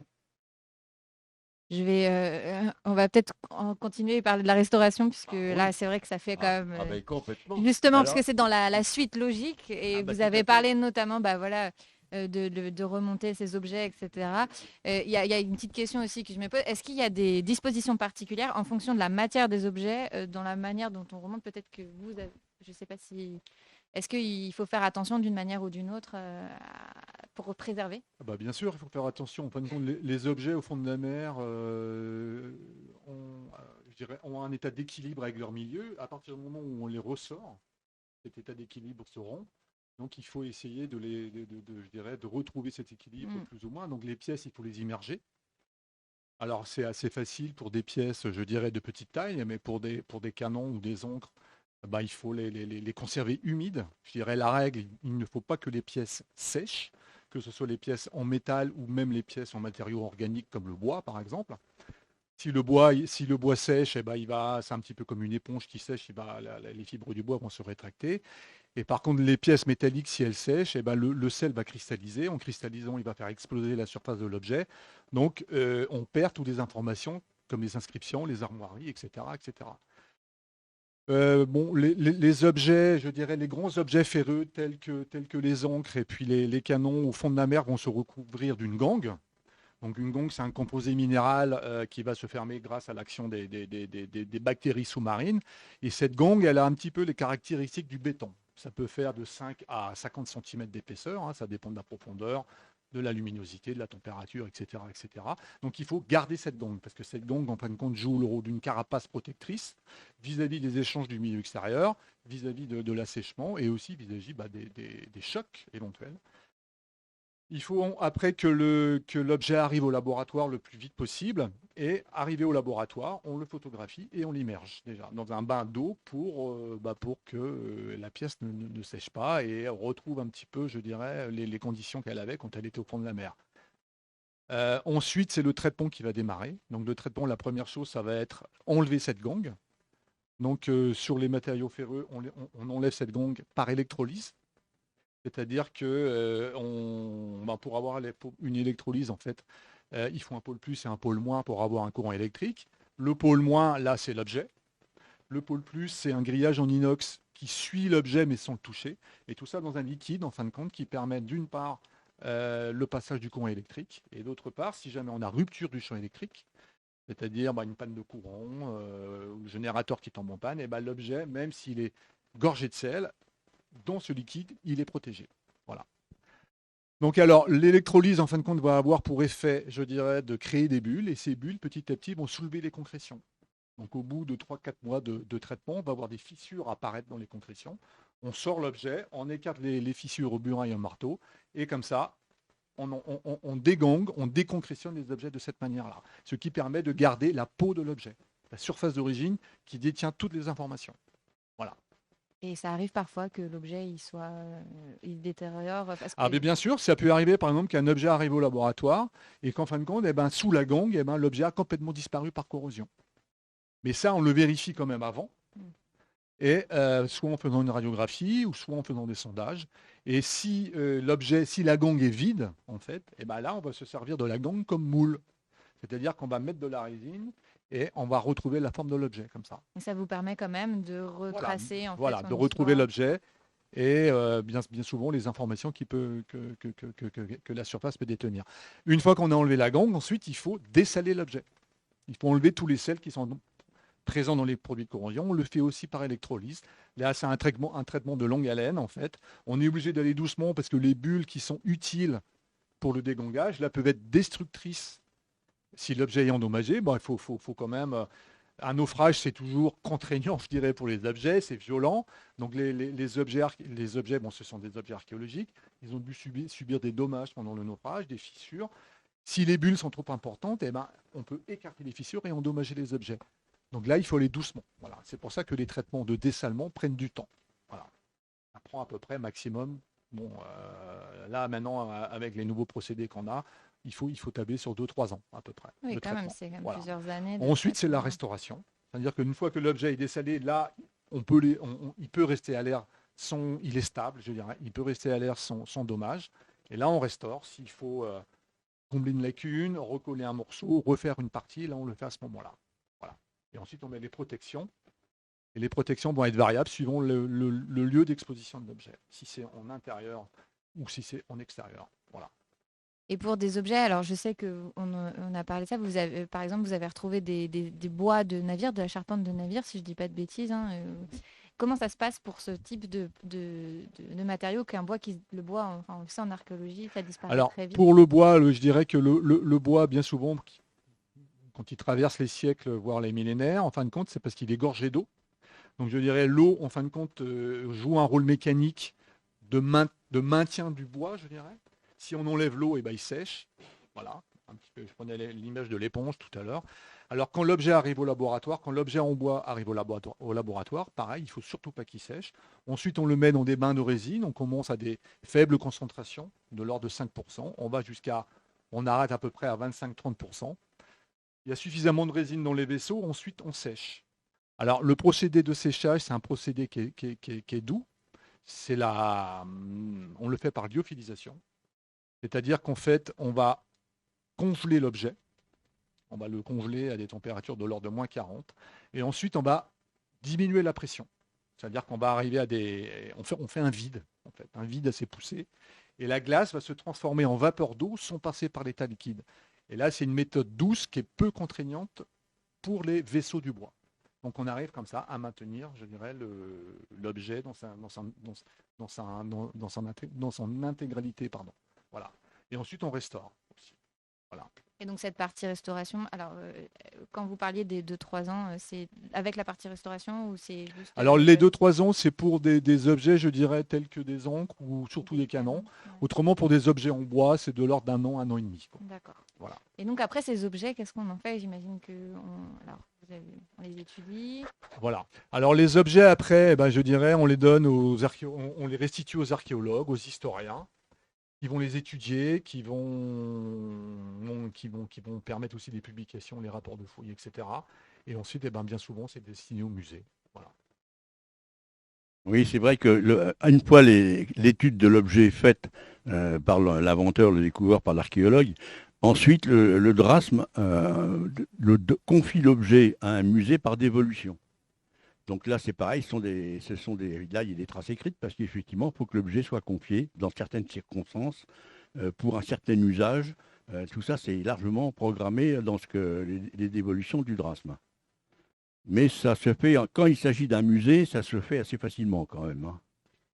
Ça a été le cas quand l'Arc-Antique a traité le canon du Juste, a traité 2. Dans l'un des canons, Gilles, tu peux raconter, tu as découvert un objet absolument unique en France. Oui, en fait, pour bien traiter les canons, on les vide. C'est-à-dire que les canons, en fin de compte, étaient chargés par la bouche. On mettait le sac de poudre, on mettait toute la charge, voilà, les balais, etc. On mettait toute la charge. Nous, pour bien traiter un canon, en fin de compte, parce que l'eau de mer peut pénétrer aussi à l'intérieur du canon, l'intérieur du canon se concrétionne. Donc les concrétions sont bourrées de sel. Donc on vide les canons par carottage. Et le système qu'on utilise, en fin de compte, c'est comme une grosse scie cloche. On enlève la charge des canons. Et et la charge est pratiquement intacte. Et pratiquement tous les canons sont chargés. Et quand on a carotté le canon du Juste, quand il est arrivé au laboratoire, là, on a découvert une grappe de raisin. Donc la grappe de raisin, en fin de compte, c'est une charge. C'est une charge. En fin de compte, c'est un socle en bois avec au centre une tige métallique où sont entassés des boulets. Là, il y en avait 21, des petits boulets. Il y en avait 21 qui sont retenus en fin de compte ensuite par une toile et par une corde. Voilà. Donc ça ressemble un petit peu à une grappe de raisin. Donc on avait trouvé une grappe de raisin quasi intacte dans le Juste. Alors il y a eu la partie métallique que vous avez traitée et la partie organique avec la toile de jute et tout a été traitée à part. Oui. Je crois que ça a même été envoyé à Grenoble. Oui. Et alors elle a été reconstituée après ça à Nantes, très bien faite d'ailleurs, et elle a été dévolue, ça rejoint ton truc, au musée Sainte-Croix où on est aujourd'hui. Voilà. Je crois bien que c'est à peu près la seule grappe de raisin intacte qu'on ait en musée actuellement en France. Hein. Absolument, puisque le DRASM l'a réclamé pour l'exposition de l'an 2000. La mer pour mémoire, non? Oui. À Marseille, je trouve qu'ils l'avaient fait à Marseille. Ah, oui. Mais c'est vrai que c'est un objet excessivement fragile. Une grappe de raisin comme ça, c'est excessivement fragile. Ce sont des petits boulets entassés dans un sac, ficelés. Donc, effectivement, chahutés un peu par la mer, tout ça, ça s'ouvre et ça éclate. Hein. Alors, ces petits boulets, on appelle ça des biscayas. Alors, c'est pas très gros, hein, c'est comme un gros calot, quoi. Et on les envoyait tous en même temps. C'est comme une chevrotine, en même temps. c'est l'équivalent d'une charge Ouais, chevrotine. à c'est peu de la près, hein. mitraille. Donc, Ça partait dans le fond. ça s'écarte, c'est destiné essentiellement à nettoyer les ponts, à tuer du personnel sur les ponts, quoi. Mais la démolition a été faite au musée Sainte-Croix, où on est. Elle est visible avec permission, évidemment. On a trouvé d'autres choses, ce sont des boîtes de mitraille. Alors, les boîtes de mitraille, c'est un peu le principe de la grappe de raisin, si ce n'est que là, le contenant, c'est une boîte en fer blanc, un peu comme une boîte de conserve qui serait remplie de roulements à billes ou de petits projectiles sphériques comme ça. Et ces grappes de raisin, évidemment, et ces boîtes à mitraille ont tout un calibre. Elles correspondent tout à un calibre donné pour pouvoir être propulsées par le canon. Donc on en a des petites et on en a des plus grosses. Merci. On va peut-être passer aux questions, parce que ça va bientôt faire 1h20 que nous sommes ensemble. Donc, est-ce que vous avez des questions à poser à nos intervenants? Non. Moi, j'ajouterais une chose quand même qu'on n'a pas encore dit, c'est le temps d'intervention au fond. Même sur petits fonds, sur des fonds, disons, en dessous de 10 mètres, on reste en moyenne entre 30 minutes et 45 minutes, rarement plus. Donc ça veut dire que le temps de travail, effectivement, pour un plongeur, c'est ça, c'est 30 ou 45 minutes. Donc dans ce temps-là, il faut qu'il balise, il faut qu'il mesure, il faut qu'il dessine et il faut qu'il photographie. Donc ça fait beaucoup de choses à faire en peu de temps. Ça, c'est la première donnée. En plongée, c'est le temps. Voilà. Alors là, tu dis 45, 50 minutes, c'est déjà pas mal, avec de l'activité. Mais pour des épaves plus importantes, comme Plus profonde, c'est 10 minutes. Mais 10 minutes, ça passe très vite, c'est rien. Temps de descendre, il faut déjà 1 minute 15. Le temps de se repérer, etc. Il ne faut pas l'oublier, ça monte. 10 minutes, quand on est en train de gratter, 10 minutes, ça passe très vite. On regarde un congre qui passe, on regarde des bancs de poissons. 2 minutes de passer, c'est pénalisant. Ça va, 10 minutes, le temps de plonger, c'est une épave profonde, bien sûr. Mais même des épaves à 40 mètres, mais au-delà aussi. Mais vous êtes plusieurs à plonger, donc quand vous êtes dans cette situation-là, il n'y a qu'un seul plongeur qui descend ou vous êtes quand même... Bien souvent, on est autorisé, nous, par la Fédération de plongée, à plonger seul, ce qui normalement ne se fait jamais, puisque dans les clubs de plongée, la Fédération française de plongée oblige toujours les gens à plonger au moins par deux, en palanquet par deux ou trois. Mais nous, pour l'archéologie, vu la spécificité du travail que l'on effectue, comme on est considéré comme professionnel, il nous arrive souvent de plonger seul. Donc effectivement, il faut être bien dans sa tête, et parce que le moindre incident quand on est tout seul, il faut s'en sortir. Entre autres, quand on se prend dans des fils de pêche, qu'on se prend la bouteille ou autre chose dans des fils de pêche et autres, il faut savoir s'en dégager tout seul. Alors une petite anecdote pour illustrer ton propos. Tout le monde était remonté dans le bateau, on se désaltérait gentiment. Moi, j'étais sur le canon, je ne sais plus le numéro, c'est 1 mètre d'eau, donc rien du tout à craindre. Et puis comme je burinais pour dégager en dessous, Gilles, pour que le canon puisse s'arracher, il faut enlever la gangue en dessous, donc il faut buriner. Pour le décoller, oui. J'ai continué à buriner, j'étais tranquille, j'étais en haut, le verre avec l'eau fraîche m'attendait. Et comme j'avais attaché mon burin avec un bout pour ne pas le perdre, et à un moment, il a glissé en dessous. Et comme le diamètre du canon correspondait à la longueur de mon bout, j'étais collé sur le canon et je ne pouvais pas bouger. Je vais passer la soirée là. J'ai trouvé le temps long. Alors je me suis dit, qu'est-ce que je fais? Alors je me suis dit, il faut d'abord pas paniquer, ça c'est facile à dire. Et puis ils étaient en haut, puis ils s'en foutaient complètement, ils ne pouvaient pas le savoir. Et j'étais coincé tout seul, parce que le bout était glissé en dessous, puis j'arrivais pas à attraper Et ben, j'ai été ennuyé quelques minutes. Alors, évidemment, on peut dégager, etc. Finalement, j'ai réussi, après avoir quelques palpitations cardiaques, avoir récupéré le burin, qui a réussi à repasser dans le trou. J'étais content de les retrouver en surface. Je ne l'aurais jamais dit. Oui, c'est pour ça qu'au niveau au-delà de l'anecdote, lorsqu'on effectivement programme une plongée, il y a vraiment un protocole de sécurité que l'on met en place. C'est-à-dire qu'on définit les temps de plongée au départ, les palanquets, les secteurs aussi de prospection, de manière à pouvoir ratisser le plus large possible. On travaille de plus en plus maintenant avec ce qu'on appelle le fil d'Ariane. Donc en fait, c'est un bout que l'on crochete à l'ancre du bateau et que l'on déroule, en fonction de la distance que l'on va parcourir. Donc on a au moins la certitude d'une chose, c'est qu'on reviendra toujours à notre point de départ et on n'aura pas le risque effectivement de pouvoir être percuté par un bateau, parce que malheureusement la réglementation, Ou un jet ski, oui. voilà, Alors, parce qu'effectivement on s'aperçoit que la réglementation sur le pavillon de plongée est quand même méconnue, même par des professionnels, et donc voilà, on a vraiment des protocoles de sécurité. Je ne dis pas drastique, mais important à respecter. Voilà. Alors ce jour-là, ça ne devait pas être drastique. On était à la pointe du Groin. Il y avait Michel Roland, il y en avait un autre avec moi. Il y avait un ou deux détecteurs en fonctionnement. Il y en a un qui déroulait la filière. Celui qui déroulait la filière, il en a eu marre, il a eu froid, il me dit je reviens. On lui dit ok, il s'en va, mais il amène la filière. Michel Roland, au bout d'un moment, il dit mais je commence à avoir froid, puis c'est glauque votre truc. Il est reparti. Et moi j'étais chargé, j'avais une enclume, j'avais un burin, j'avais le détecteur, j'avais le cache et tout. Bon, je vais rester 5 minutes. Mais 5 minutes quand il y a du courant en surface, c'est pas de la rigolade. Et quand je suis arrivé en surface, pourtant j'avais chargé mon gilet, je coulais, j'étais pas bien. Alors, sur le dos, je m'essoufflais, je savais pas où j'allais, debout, je coulais.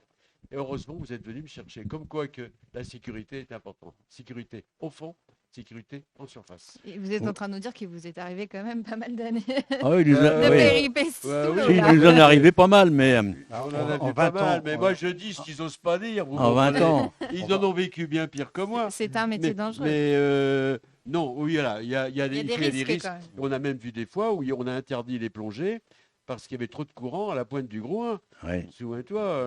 Oui, c'est vrai que la connaissance du site est importante. La connaissance du site en fonction de l'heure, du temps qui passe. Oui. Parce que la pointe du Groin, à l'étal de basse mer ou de haute mer, c'est praticable, il n'y a pas de problème. Mais dès le renversement de la marée, se créent des courants et des courants violents. À marée montante, ils viennent du nord, ils butent contre le Groin, donc ils vous entraînent au large, en suivant la forme du Groin, ils vous entraînent au large. C'est pour ça que dans l'histoire des frégates, Angenard avait eu beaucoup de mal à revenir à la nage avec ses bijoux à la taille. Mais c'est vrai que il faut bien connaître les fonds sur lesquels on plonge, les courants, les heures auxquelles on peut pratiquer. En plus, il y a une question de visibilité qui joue. Et surtout, pas se laisser embarquer par des courants comme ça, parce que là, effectivement, à partir du moment où on est embarqué par un courant, tant que le navire nous a vus, ça va. Mais le jour où le navire nous perd de vue parce qu'on est parti trop loin ou derrière une roche qui ne nous voit plus, là, on peut commencer à s'inquiéter sérieusement. Alors, Tony rajouterait qu'il faut avoir le sens marin. Et le sens marin, c'est de détecter le changement le sens du courant, la marée, le coup de vent qui va arriver, être prêt à tout pour intervenir, parce que même si le bateau il est là, il faut protéger le bateau, il faut intervenir il faut se manœuvre un bout qui prend dans l'hélice, tout est possible. La houle qui ramène à la côte, si on est toujours dans des endroits battus, comme tu l'as dit. Mais là, Tony, je crois qu'il est d'accord avec moi. Faire le sens marin, aimer la plongée, c'est bien, la connaître, c'est bien, mais avoir aussi un sens marin. Tout à fait. D'ailleurs, j'ai une anecdote à ce sujet, d'ailleurs, qui était édifiante, instructive, et qui nous a permis aussi de comprendre certaines problématiques. Parce que aussi l'archéologie, c'est connaître comment vivaient les gens dans le passé, quelles étaient leurs habitudes, alors que ce soit habitudes de vie, mais c'était aussi au niveau du commerce, du trafic maritime. J'ai effectivement eu une anecdote. Une fois, j'étais à la sécurité donc du bateau. On avait une palanquée on avait quatre plongeurs qui étaient sous l'eau. On avait une mer très calme, donc pas de vent, donc vraiment les conditions idéales, une eau qui était claire. Et en l'espace de 5 minutes, donc j'ai vu la mer frisoter au large. Et en fin de compte, c'était un très gros coup de vent qui est venu à la côte. Mais en l'espace, j'allais dire, de 10 minutes, on est passé d'une mer plate à des creux de plus d'1 mètre, 1,50 m. Et quand le bateau est ancré, que vous avez 4 plongeurs sous l'eau, il faut veiller, donc il faut les alerter, leur demander de remonter. Donc pour ça, alors, on a effectivement plusieurs techniques, soit taper avec un marteau sur l'encre de plongée, soit effectivement on a également des pétards de rappel. Et quand il faut aussi que vous assuriez la sécurité du bateau, en espérant que l'encre le câble de l'encre ne casse pas. Effectivement, c'est des problématiques qui sont importantes. Et ça nous a aussi, grâce à ça aussi, de comprendre d'autres problématiques liées à des découvertes que nous avions faites, notamment des encres en pierre que nous avons découvertes dans la baie des Sables. On a découvert à ce jour à peu près plus d'une trentaine d'encres en pierre qui ont été déclarées, qui représentent à ce jour probablement la plus grosse collection de pierres, d'encre en pierre du littoral atlantique.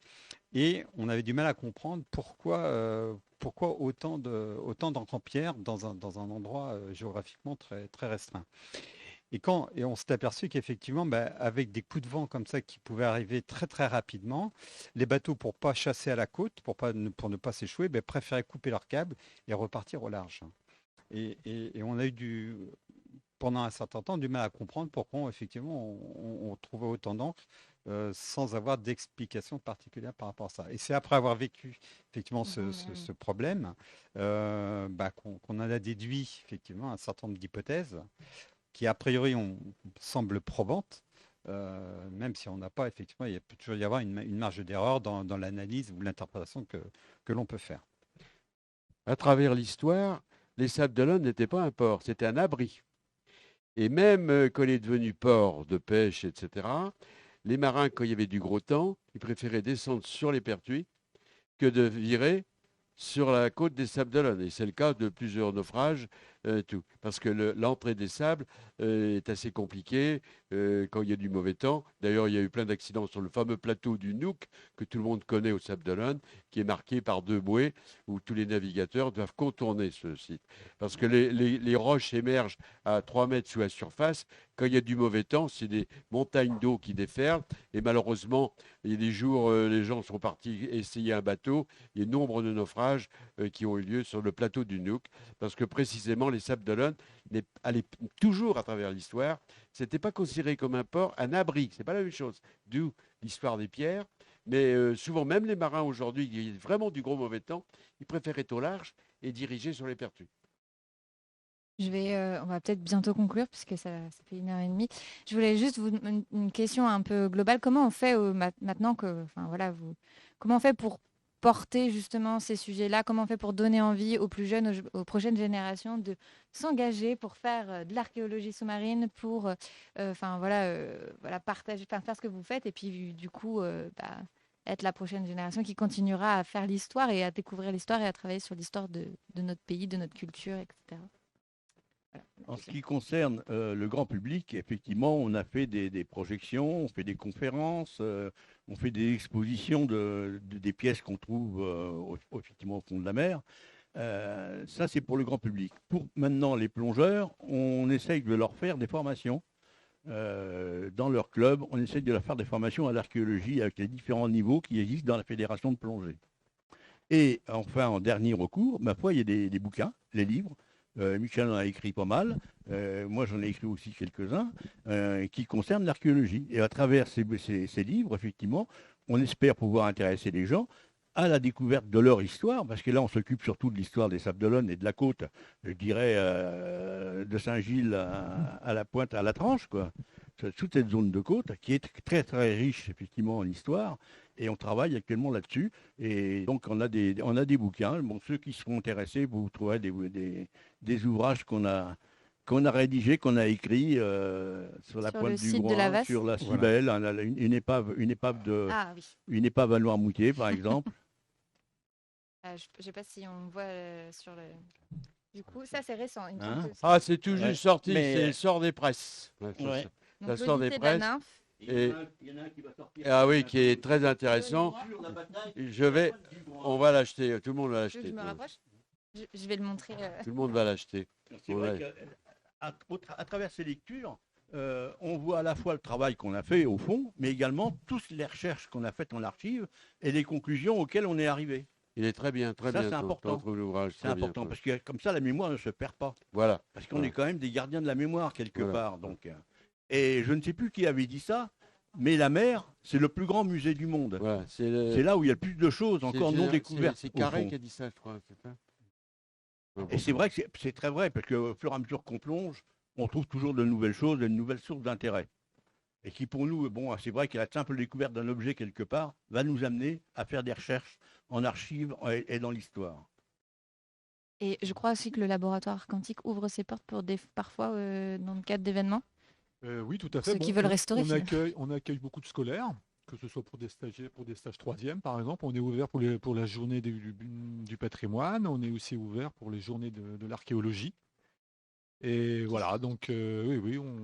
Donc pareil, c'est ouvert et les gens Voilà, peuvent venir voilà. découvrir Voilà. votre laboratoire. C'est vrai que je dirais que la visite d'Arc Quantique, c'est quand même très, très instructif et très intéressant, parce qu'il traite tout pratiquement. Et on donne des cours aussi à des étudiants en fac. Oui, c'est ce que vous disiez, Oui. vous êtes aussi Oui, un centre oui, de oui. formation. Voilà. Alors, si je sais Licence que en art. les journées européennes du patrimoine, c'est en septembre. Oui. Et les journées de l'archéologie, c'est en En juin. juin. Ouais, Oui. c'est ça. Voilà, Donc, voilà. pour les gens que ça intéresse, Mm. d'aller visiter le laboratoire. Parce que là, on a évoqué, on en a parlé, mais on n'a pas forcément tout vu de tout ce que vous faites. Est-ce que vous avez un mot à rajouter ou est-ce qu'on conclut sur... Moi, je dirais l'archéologie, c'est deux choses. C'est une passion et c'est également s'enrichir d'une histoire, d'une culture, parce qu'à travers, à travers le passé, on connaît mieux l'avenir, si je puis dire. Et c'est vrai que c'est aussi faire partager cet enthousiasme, parce que c'est avant tout une histoire d'enthousiasme, surtout au regard des qualités de plongée que nous réalisons localement. Donc voilà. Si je peux résumer pour moi, l'archéologie, c'est ça, passion et savoir. Voilà. Alors, je vais compléter. À travers tous les sacrifices, tous les efforts, les peines, les douleurs, les trousses, les frousses qu'on a eues, il fallait se lever de bonne heure, on a couru, bref, pour charger le bateau, on a peiné. Eh bien, à travers tous ces sacrifices, il y a une joie qui revient, c'est-à-dire qu'on la paye cher, mais cette joie mérite d'être vécue. C'est pour ça qu'on accepte tous ces sacrifices consentis donnent une joie méritée. Et ce n'est pas une joie facile, c'est vrai, mais la joie est décuplée par rapport aux efforts qu'on a fournis. Donc on est toujours récompensé d'une manière ou d'une autre. Et à chaque fois, c'est une nouvelle aventure qui démarre. Ah bah oui, on ne sait pas ce qui va se passer, et heureusement. Et c'est quoi la prochaine aventure vous avez... Non, pas encore. Si, on en a une en cours, mais cette année, malheureusement, on n'a pas été béni des dieux, parce qu'avec la météo qu'on a eue, on n'a pas pu faire ce qu'on voulait. On avait une autorisation de prospection pour tout le mois de septembre sur les roches de Barjoury pour trouver la suite du naufrage d'un gros corsaire anglais qui s'est ouvert sur Barjoury puis qui a poursuivi sa dérive vers la côte. Et on a déjà trouvé une dizaine de canons, une dizaine d'encres. Donc on a trop d'encre par rapport à un seul naufrage, déjà.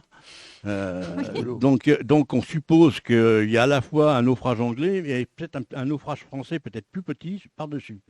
Donc ça fait du travail Donc, en espérant que l'année ça. prochaine On pas soit loin plus... du Stella Maris. Et pas loin de l'épave Stella Maris qu'on a... un brick goélette du Stella qu'on a Maris, trouvé, oui, Stella Maris. qui transportait 140 tonnes de ciment, de Ah ciment oui, en mais sac. c'est grâce au ciment qu'on a plein de choses. 180 tonnes de ciment en Portland en sac. Exactement. Donc là, on espère que l'année prochaine sera plus clémente en termes de météo. Tout à fait. pour Mais que c'est vrai puissent les que poursuivre, ces découvertes. quand on fait ces demandes, on ne sait plus trop quoi demander comme période. Qu'est-ce qu'on demande? Le mois de juin, le mois de juillet, le mois de septembre? Cette année, j'avais demandé septembre en me disant on va avoir l'été indien. On y non, a tous on cru. a eu les Indiens, mais on n'a pas eu l'été. Hein. Franchement. On y a cru, mais on ne l'a pas eu, malheureusement. Non, donc ce sera une année blanche, là, 2024. Dommage. Il faut espérer que 2025 sera meilleur. Ouais. C'est tout ce qu'on vous souhaite, en tout cas. Et puis l'aventure qui nous intéresse avec Arc Quantique, c'est ce que va nous révéler la caronade qui est en cours de traitement, je suppose, Oui. à Arc Quantique. Et ça c'est une révélation importante. Depuis le temps, dizaines d'années qu'on attend, on va quand même avoir des informations. Là. Ah bah oui. Oui, vous voyez le temps qu'il faut, parce qu'effectivement, ça fait plus de 10 ans que cette caronade, nous l'avons remontée de la Roche au Boulet. Où elle avait été délestée pour que ce corsaire puisse se dégager. Et ça fait donc 10 ans que j'attends de pouvoir lire ce qu'il y a décrit sur ces caronades, pour avoir leur calibre, la date de fabrication et éventuellement le fondeur, et puis bien entendu la nationalité de ces pièces. Donc, qui sera une Gilles, on indication attend avec précieuse. impatience. Donc c'est vrai que Bah, le je vous temps pour tiendrai au nous... courant. Ah bah Pas de oui. problème. Merci beaucoup. Merci beaucoup à vous. pour Merci. Merci. vos interventions. C'est très intéressant. Je sais Merci pas. à vous. Et puis, moi, je m'adresse donc à notre public en ligne. Je vous remercie de nous avoir écoutés.